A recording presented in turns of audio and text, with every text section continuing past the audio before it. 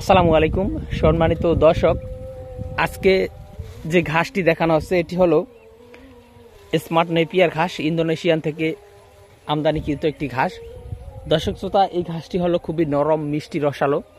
বিশেষ করে এই ঘাসে রয়েছে 22 থেকে 25% প্রোটিন এবং এই ঘাস আপনার গাভী গরুর জন্য বেস্ট। বিশেষ করে ছাগল, গারল এবং গাভী গরুর জন্য এই ঘাসগুলো বেস্ট হয়ে থাকে। বর্তমান সময়ে এই ইন্দোনেশিয়ান স্মার্ট নেপিয়ার ঘাসটি একটি সেরা ঘাস বলা যায়। তবে অন্যান্য ঘাস যেখানে 20 ফিট, 15 ফিট, 12 ফিট লম্বা হয়, সেখানে স্মার্ট নেপিয়ার ঘাসটি মাত্র 5 ফিট বা 6 ফিট লম্বা হয়। তো দর্শক, সেক্ষেত্রে স্মার্ট নেপিয়ার ঘাসটি নিচ থেকে চারা বেশি হয় এবং এই ঘাসটি প্রোটিন বেশি।